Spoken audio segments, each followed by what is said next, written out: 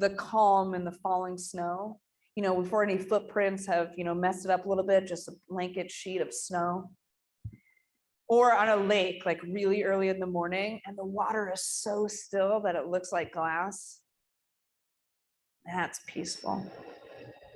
Or you might think of a baby sleeping. It looks so peaceful when they sleep, if they're sleeping. Not what happened to us on Friday night. All of these images of peace define peace as an absence of chaos, an absence of movement, which is really the way that we have been conditioned to think about peace. And when we think about this peace in reference to our society, we always hear that peace is the absence of war, right? We've seen that over the millennia. There are 2 times. There's a season of war and a season of peace. And so this is the peace that we have been taught, that it is merely the absence of violence and chaos, no movement. I think about this peace and I think about Jesus, and I'm not always sure this is the kind of peace that Jesus would be talking about. Jesus spent a lot of time sort of doing things to kind of fight for peace, but not actually this inaction or stillness. So I find it hard to believe that Jesus would be like, hey, I'm going to leave you, and this is what I want. I'm going to get everything not moving. It doesn't really fit with the Jesus that I've read about. The peace that Jesus gives here is Eirene, which comes from the Greek word eiro. Eiro means to join, to tie together into a whole. The peace that is Eirene is God's gift of wholeness. Peace that is wholeness.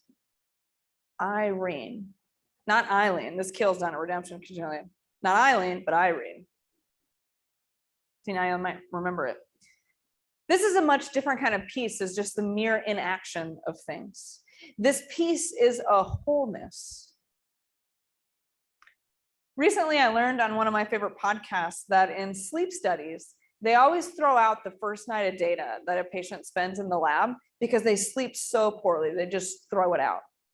And finally, someone said, well, why don't we study that first night of data? What's going on? Why is it that everyone sleeps so terribly that first night? And this is what they learned. They learned that the first time that we sleep in a new place, our bodies go hypervigilant, and only the right hemisphere of our brain rests. They observed that the entire left hemisphere of everyone's brain stays awake to keep us in a semi-alert state when we are in a new place. How sleep cycles work is that about every 45 minutes to an hour and a half, we come from a deep sleep into a more lighter sleep, where our bodies kind of become aware of our surroundings and we can check in that we're safe, and then we go back into a deep sleep. And we do this all night long. That's what they call those REM cycles. That's what it is, that we come to be more awake so that our bodies can reassure that we are safe before fully becoming asleep again. Which is also where my baby is in her sleep cycle. Is babies at around 3 to 4 months old just started sleeping like this. And so every 45 minutes to an hour and a half, they become more awake and ready to chat and talk for the day. Because they're still learning that, okay, I'm safe. I can keep sleeping. So when we stay in a new place, we don't do this. Half of our brain stays awake the whole time to make sure that we are safe. So now, when you travel and you sleep in a new bed, there's an actual scientific reason that you sleep terribly. And this is it. And so I think about this being half asleep, right? This half peace.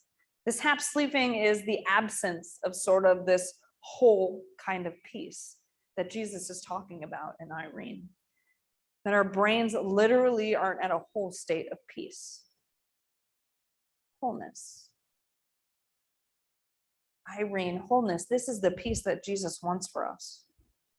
How often in our lives do we spend weighed down by stress and anxiety, and you feel like only ever part of you is able to rest? Like only half of your brain ever is resting and at peace.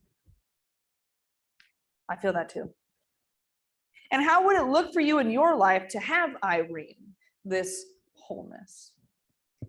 Peace in ourselves, that is, this wholeness, is not just the absence of tension, not just the absence of chaos or movement, but rather it is the presence of love and fulfillment. And so to be whole, to be at peace in this safe and secure place, what does that look like? For some, it's having food on the table, a roof over your head, maybe cancer-free PET scans. It's a relationship with family and friends that brings joy and acceptance. It's healthy kids, healthy parents, enough money that you can pay your bills, feeling safe and loved. It's that weight of that elephant of anxiety off of your chest. Peace is not merely the absence of war, but the presence of justice. This was most notably said by Jane Addams in the 19th century, and Jane is considered the mother of social work. If you drive through New Jersey, there is a rest area named after her, so now you'll know who that is. Peace is not merely the absence of war, but the presence of justice. Now that sounds like the peace that Jesus wants for us. The kind of peace that Jesus lived, died for, and taught his entire life. The peace that comes from justice, being made whole. This is the peace that Jesus is leaving. And when we hear this phrase, the absence of war and the presence of justice, you're probably thinking on more of a societal or maybe a global scale. Also true, yes, I would like world peace like everyone else. But I want to talk about us, the individual. What would the presence of justice look like in your life? What would bring this kind of peace, this wholeness that Jesus is leaving for you? Do you need wholeness in relationships? Do you need wholeness in your financial life? How about your health? Anxiety? What peace do you need from Jesus? That's what I want to leave you with today, something to ponder. Where and how can you find Eirene, this peace that Jesus leaves? Jesus tells us as he goes that we will be in the presence of the Holy Spirit, the advocate that God is sending to continue to guide us on this, to help us find these things that Jesus taught. One of those being peace. Eirene, this wholeness. The peace where you can maybe rest your entire brain. To find your Eirene. What would that look like for you? See what Jesus is calling you to find there. Amen.